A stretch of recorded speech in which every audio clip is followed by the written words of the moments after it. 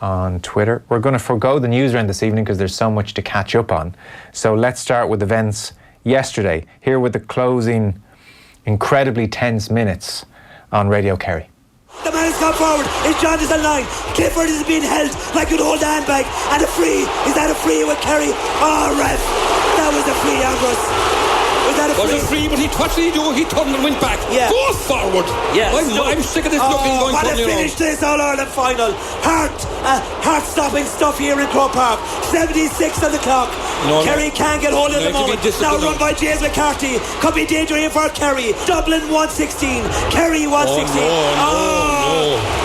Player fouled over the far side. Inexperienced there, I think, by Sean O'Shea. And he's done brilliant so far this afternoon, and he knows it himself. This will be the last kick of the game. The last kick of the game. Pressure cooker stuff here.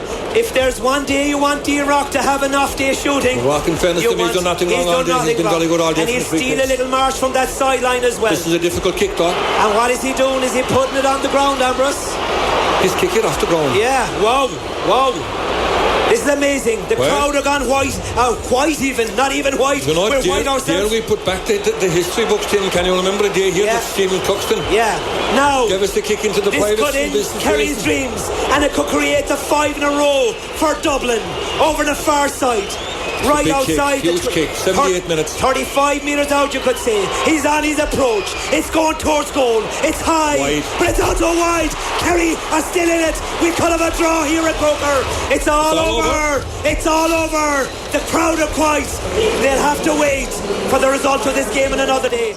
There we are. Timmy Moynihan, Ambrose O'Donovan, just about surviving. In studio, we have Ross Munnelly. Ross, thanks for coming in. Thank you. Billy Joe Padden, you're there? I sure am. Good man. And Enda McGinley with us as well. Hi, Enda. Hi, man. So, by the way, there's a brilliant photo. I know a lot of the front pages, Ross, had a photo of Dean Rock from the Cusack watching the angle he had in the kick, but there's actually a brilliant photo doing the rounds now from behind the goal.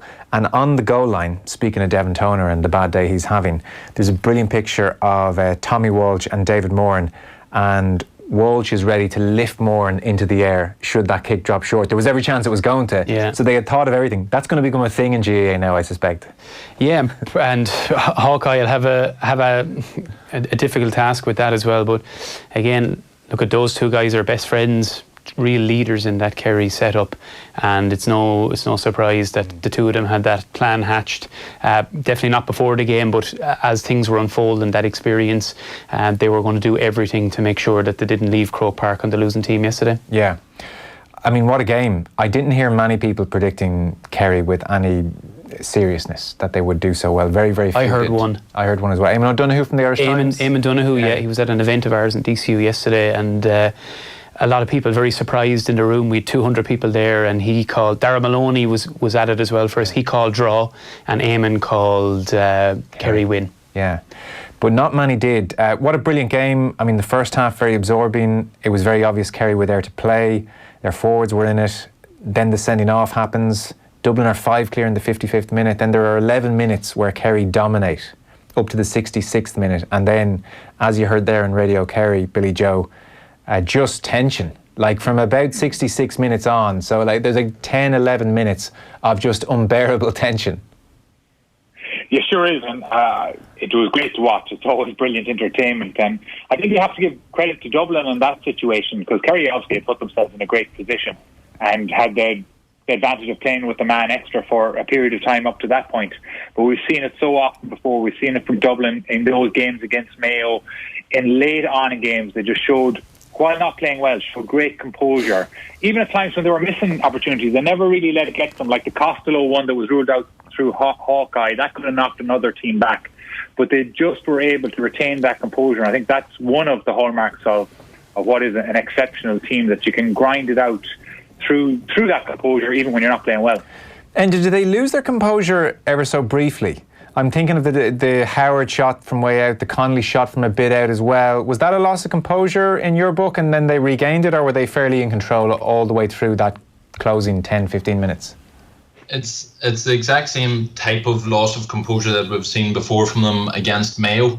Whenever Mayo really, really rattled them. And I think whenever any team is under that much pressure, whenever they've been hit and tackled hard all game, whenever every decision they've had to do and every skill they've had to execute under pressure and at pace, then things get a wee bit more rough or ragged around the edges, and we've seen that. And I think Mayo have laid down the template, and Kerry followed it to an absolute T yesterday. So to a certain extent, yes, we didn't. Dublin's percentages, as everybody has commented, were well down.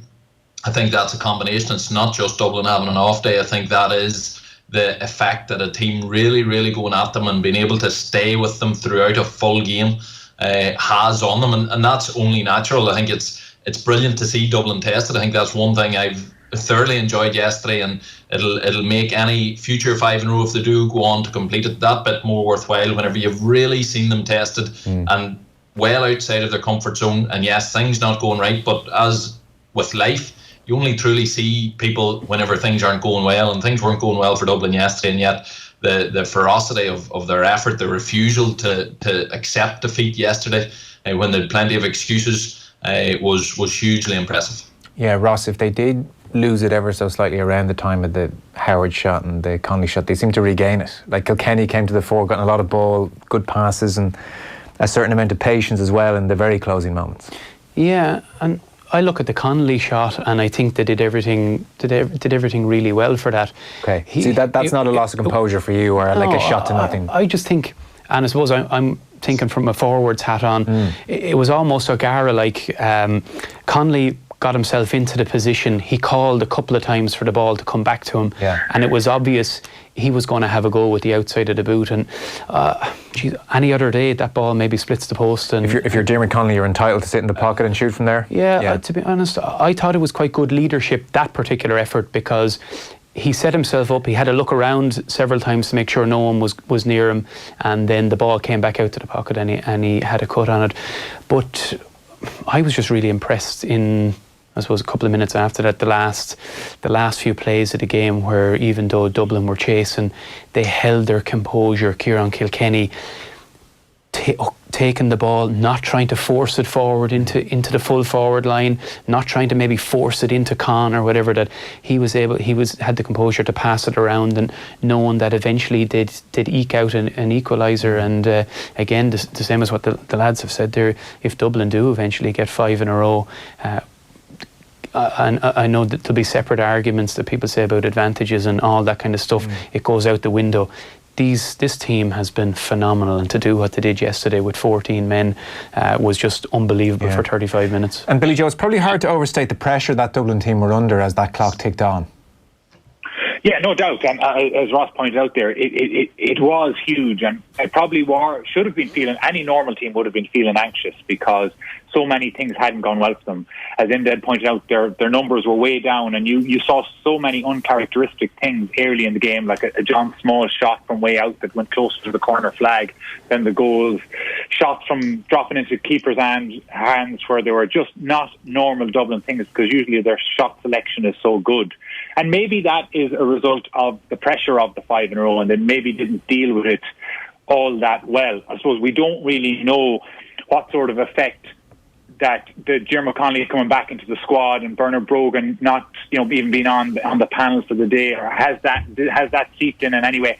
And if I'm being honest, Jim Gavin has been flawless throughout his managerial career practically, and in my opinion, he had a really, really bad day at the office yesterday, where in many ways his team stayed in it in spite of his decisions. I think he was very, very slow to move things after Cooper was playing really, really reckless football and got caught out in the end, rightly so. I think that when you're down to 14 men, you've got to empty that bench earlier and bring fresh legs on.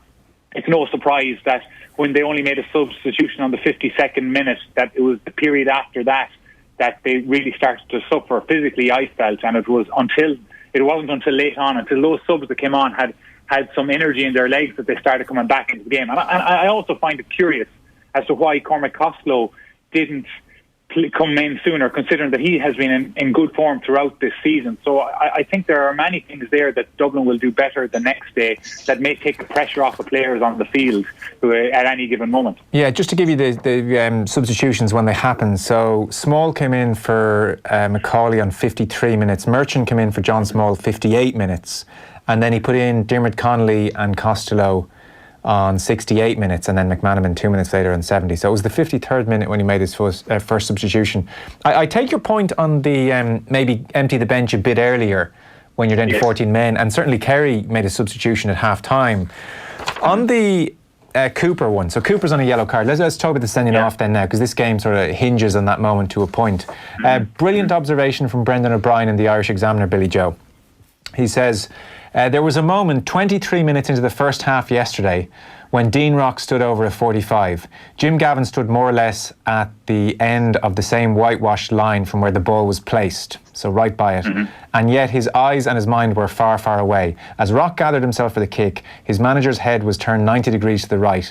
The scene that so captivated him up by the Davin end was the mundane side of Johnny Cooper keeping step with David Clifford as the young Kerry forward trotted around like a thoroughbred in a parade. Gavin studied the pair for an age. This was 6 minutes after Cooper had that first yellow. So like Gavin's no fool, clearly, and I know you're not suggesting he is by a long shot. So he was conscious of it. Like, I mean, I'm sure Gavin was, surely he was thinking to himself, this happened 6 minutes ago, this yellow. And I'll get to half time. You know, I'll take an educated gamble here that Cooper's not going to get sent off for another foul on Clifford. I'm going to trust Cooper to know he's just been booked. Isn't he entitled to do that? And okay, you know, the outcome judges everything, but is that not a fair gamble to take? I think it's fair in the way you put it, in terms of he trusts Cooper. But I think he knows Johnny Cooper much better than we do in terms of personality and the qualities he has as a footballer as well.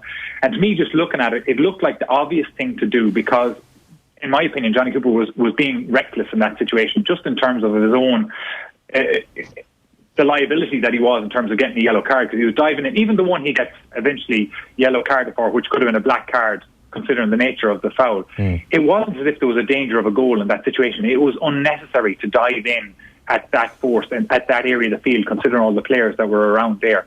And I just think that he was maybe too amped up, too hyped up, and Jim would normally know what I suppose the mental state of his players.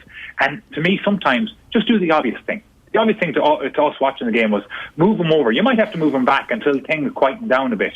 But I think if you asked him again, he might tell us on air. But I think he'd be considering that was the obvious thing to do, and that might have just gotten Johnny Cooper into the second half and on into the 50th and 60th minute, where he maybe would have settled down a bit and would have been able to give you a full 70 minutes, because he has that player that has been able to live on the edge in the past. And I'll bring you to that moment 6 minutes after the yellow. Jim Gavin's there looking down at Clifford and Cooper. He turns to you and says, "What do you reckon?" I would have probably kept him on. It was funny, there's two incidents too. There's Thomas Sullivan in the second half, and I was absolutely sure Thomas Sullivan would be hauled straight ashore, because he had been on a yellow card. He had committed that second foul, which, given on what had happened previously, you were thinking he's gone. David Goff surprisingly ticks him, and you think, right, well, he has to go, because if he even commits any sort of a foul, he's gone. And yet Peter Keane stood by him and kept him on. Johnny Cooper, he was on that yellow card. The problem was the ball was finding Clifford every time. If them fouls are very spread out, Cooper has a chance. When they're just bang, bang, bang, every ball that comes in, he's doing something rash and he's caught, then the sending off had to come. So it's one of them ones that in hindsight, absolutely you would say he was walking a very thin line, and at the very least switch him or else take him off. I'd imagine, given Cooper's stature, you're switching him. But it shows how much Clifford had Kerry spooked. And Clifford wasn't even looking that hot in the first 15 minutes. He had got on the ball, but he had missed a couple of shots. So you were sort of thinking this man's on a slight off day. So even you'd think Cooper, all right, this fella's just not on his 100% shooting day, so let him have the ball and just make him do everything under pressure and keep it really, really tough for him. You would think an experienced man like Cooper would do that, but he was that spooked, he dived in, and the suggestions that it was Clifford fouling him, or that it should have been a free out, or that it wasn't a foul, is just laughable. He dived in, realised he was gone, realised Clifford was through, and his two arms grabbed Clifford's arm and pulled him to the ground. So it was a very obvious, as Billy Joe said, it was actually a very obvious black card in my opinion. But the yellow card was given to the same effect. Yeah, I think there's no doubt about the red card. I think we made a point this evening of not getting Dublin or Kerry people on, because frankly, just what's the point? And it's not like you don't know enough about these teams anyway. Ross, where are you in this? Because Billy Joe's points are well made, and he's far from the only person saying Jim Gavin didn't have a good day on the line. And when you think about it in some respects, it's not actually often in Jim Gavin's career where he's on the sideline and games are in the melting pot. He's not actually, it's a perverse thing to say because he's been manager for quite some time now, but he's not that practiced in being on the line where his decisions are going to massively dictate the outcome of the game. Yeah.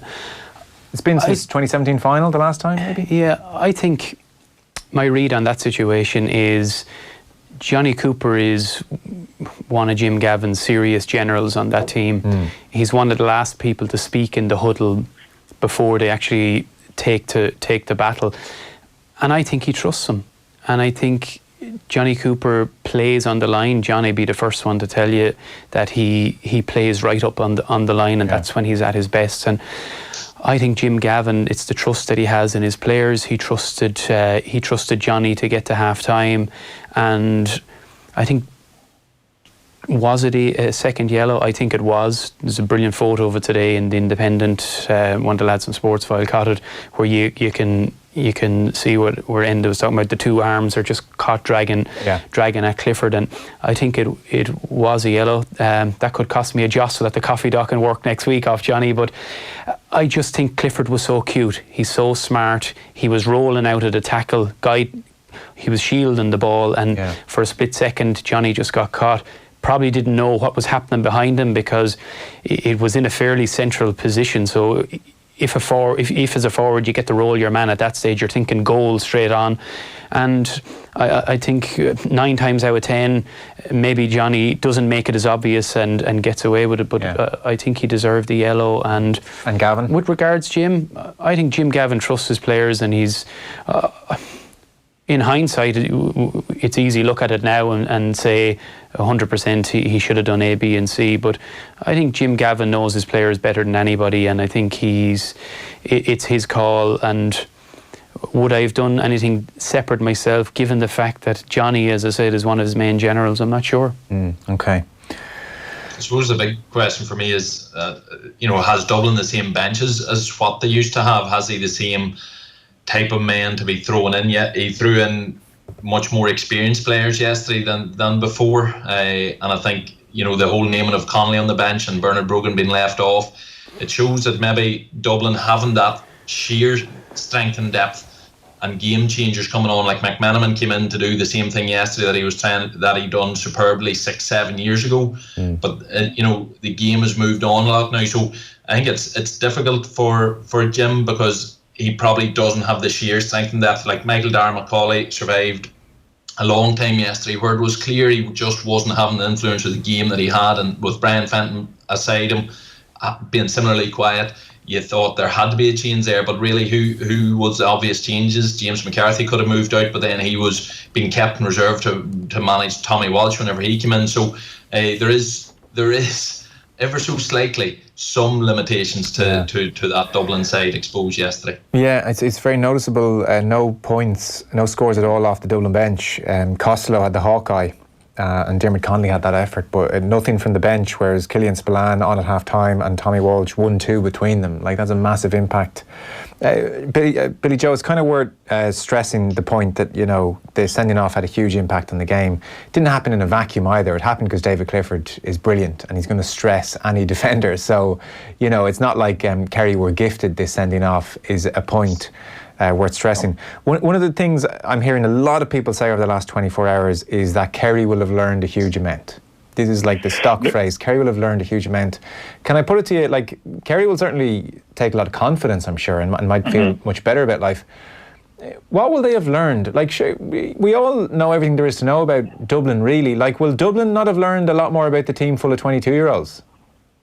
I think, in terms of, I think what Kerry will have learned is what they'll learn about themselves. Not so much about what about Dublin, because a lot of us know the qualities that Dublin have, but I think it's the first time in the absolute biggest moment that these young Kerry players have stood up to Dublin, gone toe-to-toe with them and excelled and made it an absolute game for the full, 77 minutes it was. And Kerry hadn't done that before. So that will serve them well. That will serve all those young players well. Clifford, Sean O'Shea, all included, not only in the replay but in for the years ahead when they will be no doubt battling with Dublin in the future. So I suppose on a macro level, I think it's a really positive thing for Kerry about learning about themselves. I think that Dublin in many ways will learn a lot more about some of these younger players that mightn't have come across before. I think Johnny Cooper will have learned a whole lot about marking David Clifford in terms of the qualities that he have. I think that Jim Gavin will look at the influence that Sean O'Shea had, and he'll put a specific plan in place to try and curtail his influence, because it'll be needed, because he was exceptional yesterday. So I think that's where I would see the differences, and I think probably the scope for improvement, albeit I know that David Clifford can play better in terms, as Enda has pointed out, that he wasn't as efficient as he normally would be with his shots on goal. Gainey can definitely have a bigger impact on the scoreboard. I don't know, can they play any better defensively? I thought they were excellent throughout there. Whereas you just see there probably is more areas for improvement in the Dublin starting 15 anyway, and considering that they'll hope that they won't be down to 14 men again for such a long period in any replay. What's your take on that, Ross? Like, do Kerry have much more in them? I think Kerry will be very buoyed by the fact that I thought yesterday in the first half, Kerry slowed the tempo of the game right down to walking pace at stages. And just looking at it live, there was times Kerry got the ball, and rather than inject pace into the game, it was very obvious from early on that they were going to take their chances by owning possession, taking any real chance of a Dublin counterattack out of the game, and play on the chances of maybe getting a freeze. To me it was almost like the first half for Kerry was almost like a game of chess. We're going to control the ball, we're going to try and move their backs around the place and try and isolate Clifford inside and Gainey maybe to a lesser extent yesterday. So I was really impressed with the influence that Kerry had in terms of the pace of the game, and I think that may have influenced some of the drop-offs in the Dublin statistics that we're used to, because when you're maybe getting less chances, you're scoring less, and you're as a result of the lull in the pace, all of a sudden you're trying to inject something into the game, and you're trying to bring it up, you're trying to really bring it to that level. And I think the only time in the game yesterday that I really thought Dublin were on fire was Cluxon kick out to Howard. All of a sudden Jack is bearing down on goals and back of the net.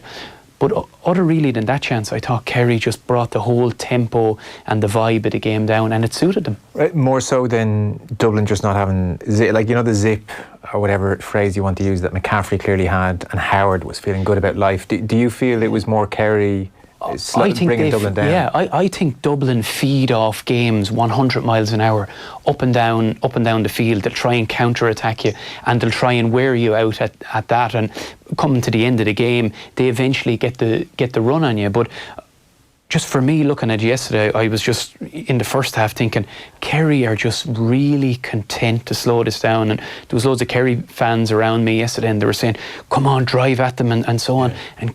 But they were just so composed. They were, if I'm thinking of counterattacks yesterday, because they pushed up so deep on the kick out for the goal, for the Dublin goal, is the only chance that I really think that Kerry were sliced open with no answer to a counter-attack. And I think that was their tactic yesterday, bring it down to walking pace. And I think at that stage Jack Barry had taken 2 big balls, and maybe they were starting to feel, let's really see how much we can squeeze up on this as well. You know, they were in the ascendancy in midfield, and then Howard comes up at that brilliant moment. And you're used to the likes of Mannion getting his man one-on-one and being on the front foot, and you're looking at Kieran Kilkenny setting up counter-attacks and moving the ball so quickly. And all of a sudden then, when that's gone from the game, I think it's harder when you've less chances, you've less scoring chances in the game. But I also think if you look at Kerry yesterday, at one stage I think they had scored 6 out of maybe 14 or 15 attempts in the first half. So they'll be looking at that and thinking there's a massive opportunity for us to improve. And they had their goal chance that was cleared off the line. They had the missed penalty. So both teams will look at their percentages. So you, to kind of sum up that tangent, you think what Kerry did was very repeatable. They can slow that down again in 2 weeks' time. They can do with what they did to Dublin again? I think it was 100% yesterday. Their game plan and their goal going into that game was to let's bring this down, that we take the energy out of the crowd, the Dublin team, and we'll know what's happening, we'll control the ball, and we'll conserve our energy and make sure that we're in this right to the end. Billy Joe, do you share that sense? Because I think the prevailing feeling is probably Kerry have missed their chance. Yeah, I think that you base that on the fact that we expect Dublin to play much better. I think that Kerry can approach a performance of that quality again. But for me, it all comes down to whether you trust their defence to play as well as they did on Sunday. And I think that you look at Thomas Sullivan, he's had an outstanding year, but you just haven't seen the consistency maybe in the other Kerry defenders throughout. But if the likes of Crowley and Paul Murphy and Morley can produce another display of that quality, well then of course they're going to be in the game, because from midfield has been really good all year. Their forwards, we know the quality they have. Well then you're looking at a much more complete team, because the gaps or the concerns that players or that people would have had about Kerry was their defence good enough to withstand the Dublin attack, and yesterday they proved that they were, so they have to do that again. And I think it comes down to that word trust again. Do we trust the Kerry defence to be able to put in a performance like that again? And if they can, well then it's going to be another toe-to-toe battle, and it could come down to the finest of margins again. And they were on the stroke at half-time 5 points down, and and again, Clifford sending off doesn't happen in a vacuum. It's because he's causing trouble, and Clifford's very much a part of Kerry. But they're 5 points down and on the cusp of half-time. It's incredible the impact that moment had on the game. What's your sense on Kerry and missed opportunity? Well, probably the 5 points down was probably harsh on Kerry, because they'd missed 2-3, 2-4 at the very least. Dublin had been much more efficient up until that point. The Dublin wides came more so later on in the game. So I think the 5 point down wasn't really a reflection on the game, but that's exactly what Dublin do to every other team. You sort of think you're in your game, you think you're sort of half matching them a wee bit, and you look at the scoreboard and they're just moving out and out and out of sight. So the Cooper sending off sort of put the brakes on that a wee bit, give Kerry another bit of a lifeline, and certainly in the second half then they started to get a few more scores. But let's be absolutely obvious, Dublin were still in complete command of that game until the ball was dropped over the far sideline and Killian Spillane got in for the goal. Up until that moment, that game was heading only one direction, and that was with Dublin down to 14 men and with plenty of them having off days. So you look at that logically, and the obvious thing is to say, well, more Dublin players than Kerry players can play a lot better the last day. The atmosphere around the team, I think, is always very important. Kerry are going to be back down to Kerry. Everybody's going to be high as a kite in terms of the enjoyment and the pride in this team. The players are going to have the back slapped of them for at least a week, 10 days. Dublin are in a very different place. A lot of them players, for the first time in a long time, have had poor games. People actually question them on a big stage. They've played poorly. Brian Fenton, who was walking to Player of the Year, suddenly has had an anonymous game. Could we even ever think that would happen? So there is much more scope for Dublin to get the bit between their teeth and really drive on. But we've thought that would happen before. Mayo's the best example. We've thought Mayo missed the boat. But Dublin, whenever a team really matches up to Dublin and really faces them down and says, we are your equals, and stands toe-to-toe with them, Dublin are not comfortable with that. Kerry do have the firepower, and crucially, David Clifford, he is a competitive animal. I remember seeing him destroy Monaghan almost single-handedly. I think last year in the last game, the qualifiers possibly, and it ended up level in Clonus. He had an amazing game, and he came off disgusted. I remember him kicking a water bottle in anger. That's hugely gutted at the fact that the team hadn't got through. So he's a competitive animal. He had a poor day at the office by his standards in terms of the amount he missed. He'll be coming out determined to play a lot better the next day. So there is pros and cons, but in terms of this thing about people saying, well, Kerry now have the belief, you can't have, people are saying two things that are sort of opposing. People are saying, well, Kerry are able to do that because they always have belief. Kerry always have belief they can come up to Croke Park or Iron Finally and produce a big performance. And the same people are now saying, well, now they have belief. Well, if they believe beforehand, you're not going to get a huge amount more from now having just more belief. So I don't believe that element of it is going to be a huge factor. but them Kerry boys in the forward talent, they know they have it, and maybe they've O'Donoghue to come in too. That's going to probably come into the equation. He was pretty close to the last day. He's going to have 2 more weeks. Peter Keane seemed to suggest that there might be more boys coming in. So that alone will be another ingredient, and of course the Tommy Walsh story will just grab even more column inches now over the next 2 weeks as well. Billy Joe, we talked about Dublin's composure in the final kind of 10 minutes or so, from say 66 minutes on when Kerry got their last score, and previous to that they'd had that 11-minute spell, Kerry, where they beat Dublin 1-4 to a point. It is worth stating that Kerry in the last, from 66 minutes to 77, last 11 minutes of that game with an extra man didn't register an effort on goal. I didn't register a shot. And they started almost trying to keep ball at one stage in normal time. And I'd say it was a shock to all their systems when they heard the 7 minutes of added time, because I think they might have thought they were maybe 4 or 5 minutes away from being on the precipice, you know, and you have an extra man, you keep ball. To not register a shot reads as a very damning thing. What's your analysis of that? Like, what if you were, you were a voice in that Kerry dressing room? What would your take on that be? Did they almost just get into a defensive position and try and hang on too early? Was it inexperience? Was it a lack of something, or do you give credit to Dublin? I think there's 2 things. I do think that Kerry were probably a bit weaker at the end of both halves, and that I put that down to just the speed of the game and some of these young Kerry players just getting used to the requirements of a game of that intensity, and that will have brought them on. I think they'll improve in that regard as they get more experienced.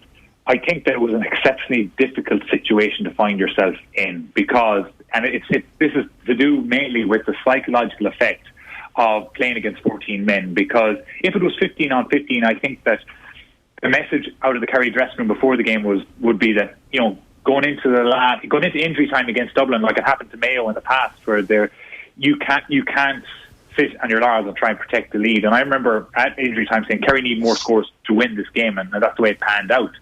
But you just have to keep going. But I think once they knew they had a man advantage, they probably felt that they could see the game out by being able to keep possession. So in many ways, they kind of fell between the 2 stools, and it's something that they will look back on. And I think they'll have absolute clarity in terms of what they'll try to do should they find themselves in a similar situation late on in the game next week. And maybe if the game, or in 2 weeks, if the replay doesn't go their way, they probably will look back on that period and say that they probably should have played more attacking football. But at the same time, I do think they were struggling a bit physically at that stage. Yeah, okay, fair point.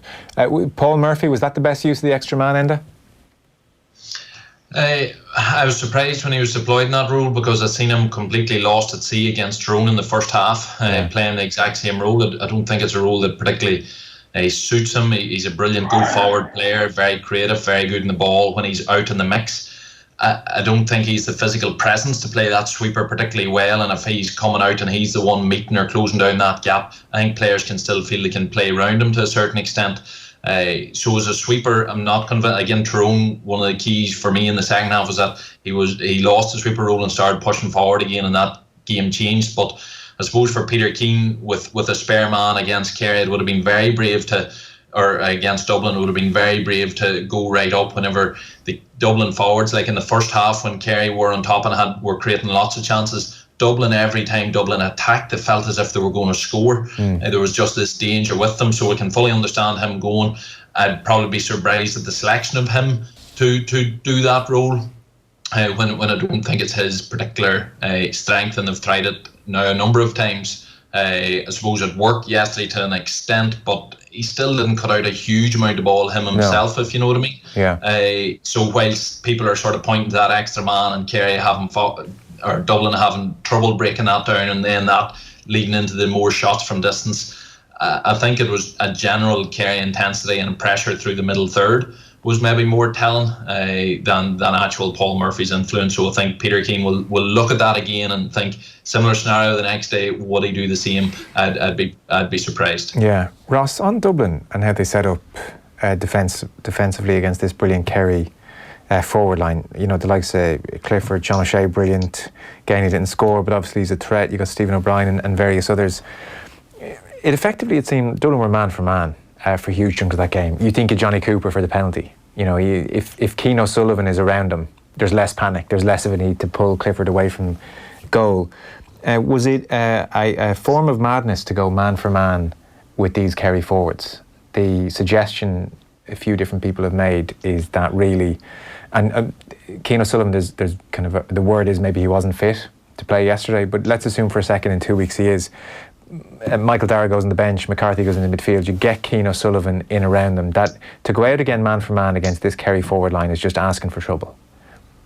Yeah, I'd agree with that. It was the first of Jim Gavin's All-Irelands, or first of, was it any of the All-Irelands since 2011 that Cian O'Sullivan didn't start in the final, and he has been so pivotal in that sixth position, particularly under Jim Gavin. It depends on if Dublin feel they're going to get a +1 at the back, because his most effective performances for Dublin have not been man marking. They have been because other teams elect to go a little bit more defensive at the back, that they free up a Dublin back, and then it's very easy for him to slip it right into that revolutionary role, because he has bossed that position since 2015 after the Donegal scenario in 14. And is he not able to do that? So say Kerry C. O'Sullivan's is starting, and they say, right, well, we're not playing a sweeper, we're going to squeeze up and make him mark. Can Dublin not pull someone back to mark the Kerry centre forward and leave O'Sullivan free? And that's the only way that they'll do it. I don't think Cian O'Sullivan will come in at 6 and have to mark somebody. It'll be going back to the tried and trusted with Dublin, whereby he's the one that closes off, or he's in the Paul Murphy role from yesterday or whatever.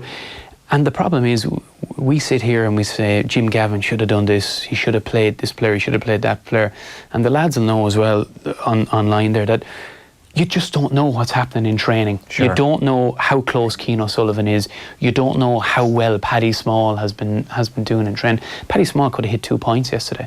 So it's so hard to I suppose it's easy for us to sit here in hindsight and say, Jim, do this, do that, and do the other. But yeah, of course. I do think if Cian O'Sullivan, he came on the last day. I was a little surprised that he maybe didn't start, and that James McCarthy wasn't in midfield yesterday.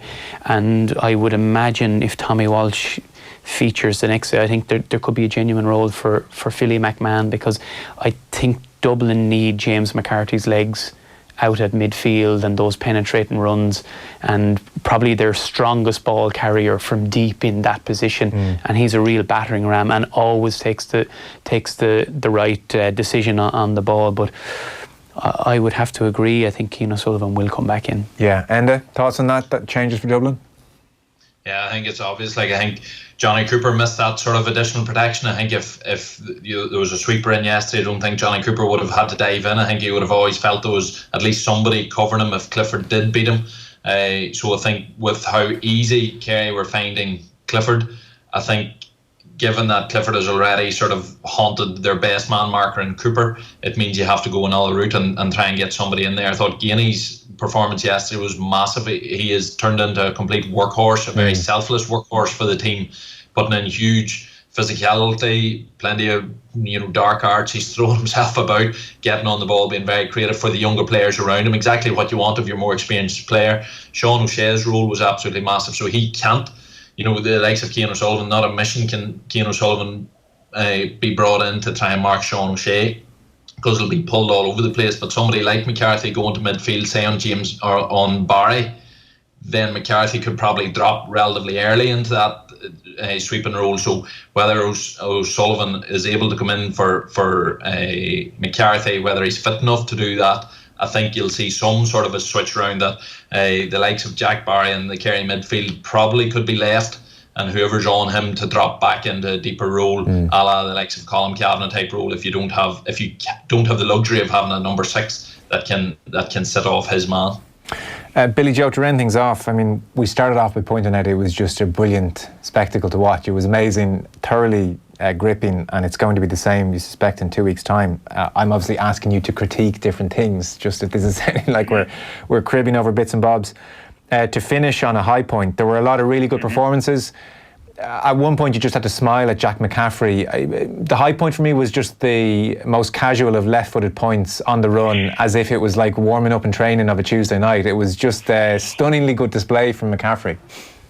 Yeah, it tells you an awful lot about him as a player and in terms of the mentality he has. Like, the skill set, the speed, the skill, the understanding of where the spaces are in the game, the way he comes onto that ball for the goal at that time. And I think his resilience mentally, because he had a quite difficult afternoon on Paddy Durkin against Mayo a couple of weeks ago, but it just shows the quality that he has. And when you're talking about a 5-in-a-row team and great teams, sometimes when they're not playing well, you need great players to kind of drag you through it. And no doubt, like, McCaffrey's performance was absolutely outstanding. Stephen Cluxton was absolutely brilliant as well. And they're two players that will be remembered in many years to come as being a driving force behind this great Dublin team. And it was just brilliant to see performances like that from players on the biggest occasion. And McCaffrey, again, you just can't, like, how do you deal with him? Like, he's got a bit of everything.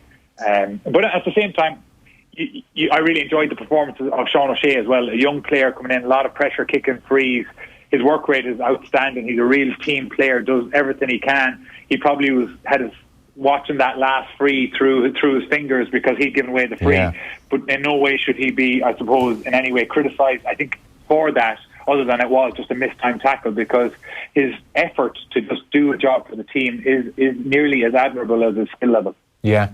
Ross is going to stay here. There's a gazillion text messages coming in, so we're going to take a break and go through all your text messages coming in. And I'll give you a very final word. Aside from McCaffrey, Cluxton, Sean O'Shea, and you mentioned Gainey, any other performances you liked yesterday? Mourne, obviously, midfield, I thought he was just absolutely immense. But I suppose my big thing coming from, yes, it was just, I suppose we've been seeing so often for several years the evolution of the game. It's had plenty of criticism and it's been god-awful to watch at times. And there's these raft of rule changes waiting for a vote come October. Yeah. I think the game has pulled itself out of the doldrums, and I think yesterday, yes, it was a showcase game, but it showcased the game. And I thought it was just an amazing show by both teams, and I can't wait for 2 weeks' time. Good man. Well, listen, I think Judy is calling you there, so we'll let you go. Enda, thanks very much. And Billy Joe, Billy Joe, thanks a million. No problem, Joe. Cheers. Billy Joe Padden, Enda McGinley there. Ross Munnelly, I'm going to grab you for another 5-6 minutes. We'll go through all the text messages and tweets in just a sec. Off the ball on News Talk. I hear you some wiring needs a fixing, ma'am. The name's Buzz, on account of my work. No.